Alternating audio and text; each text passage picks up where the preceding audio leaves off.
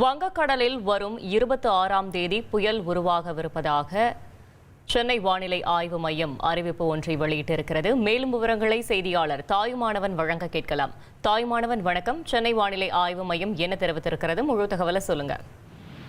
நாம் நேற்றைய தினமே குறிப்பிட்டிருந்தோம். மலக்கா ஜலசந்தி மற்றும் அதனை ஒட்டிய தெற்கு அந்தமான் கடல் பகுதியில நேற்றைய தினம் ஒரு குறைந்த காற்றழுத்த தாழ்வு பகுதி என்பது உருவாகி இருப்பதாகவும் அது படிப்படியாக வலுப்பெறுவதற்கான வாய்ப்பிருப்பதாகவும் அடுத்த கட்ட நகர்வுகளை வானிலை ஆய்வு மையம் தீவிரமாக கண்காணித்து வருவதாக குறிப்பிட்டிருந்தோம். இந்த ஒரு சூழல் தான் நேற்றைய தினம் உருவாகியிருந்த அந்த காற்றழுத்த தாழ்வு பகுதி என்பது இன்று காலை நிலவரப்படி ஆழ்ந்த காற்றழுத்த தாழ்வு பகுதியாக காலை 5:30 மணி நிலவரப்படி வலுவடைந்திருக்கிறது. இது மேற்கு வடமேற்கு திசையை நோக்கி நகர்ந்து தென்கிழக்கு வங்கக்கடல் மற்றும் அதனை ஒட்டிய தெற்கு அந்தமான் கடல் பகுதியில வருகின்ற 24ஆம் தேதி காற்றழுத்த தாழ்வு மண்டலமாக தீவிரமடைய வாய்ப்பு இருப்பதா வானிலை ஆய்வு மையம் தகவலை வெளியிட்டிருக்கிறாங்க. மேலும் இது மேற்கு வடமேற்கு திசையை நோக்கி நகர்ந்து 26ஆம் தேதி தென்கிழக்கு வங்கக்கடல்ல ஒரு புயலாக மாற வாய்ப்பு இருப்பதா இந்திய வானிலை ஆய்வு மையம் இதுல குறிப்பிட்டிருக்கிறாங்க.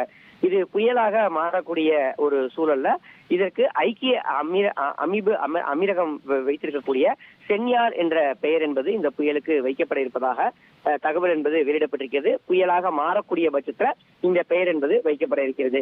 இந்த நிலையில தான் நவம்பர் 26 மற்றும் 27 ஆகிய தேதிகள்ல அந்தமான் நிக்கோபார் தீவுகள்ல சில இடங்கள்ல கனமழை பெய்ய வாய்ப்பு இருப்பதாகவும் தெற்கு அந்தமான் கடல் மற்றும் அதையொட்டி நிக்கோபார் தீவுகள்ல நவம்பர் 23ஆம் தேதி மணிக்கு 35 முதல் 45 கிலோமீட்டர் வேகத்திலும் இடையிடையே 55 கிலோமீட்டர் வேகத்திலும் பலத்த காற்று வீசக்கூடும் எனவும் காற்றின் வேகம் படிப்படியாக அதிகரிக்கும் எனவும் 24 மற்றும் 25 ஆகிய தேதிகளில் மணிக்கு 45 முதல் 55 கிலோமீட்டர் வேகத்தில் காற்று வீசக்கூடும் எனவும் இடையிடையே 65 கிலோமீட்டர் வேகத்தில் வீசக்கூடும் என கணிக்கப்பட்டிருக்கிறது. கடல்ல இருப்பவர்கள் 25ஆம் தேதி வரை தெற்கு அந்தமான் கடலையும் 24 முதல் 27ஆம் தேதி வரை தென்கிழக்கு வங்கக்கடல் மற்றும் 26ஆம் தேதி முதல் தென்மேற்கு வங்கக்கடல் மற்றும் அதனை ஒட்டிய மேற்கு வங்கக்கடல் பகுதிக்கு செல்வதை தவிர்க்க வேண்டும். கடலுக்குள் இருப்பவர்கள் மீண்டும் கரைக்கு திரும்புவதற்கு வானிலை ஆய்வு மையத்தின் தரப்புல வலியுறுத்தப்பட்டிருக்கிறார்கள்.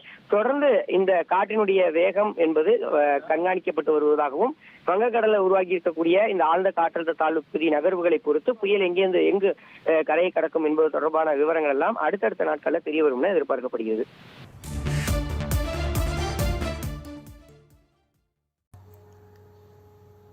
நவம்பர் 23ஆம் தேதி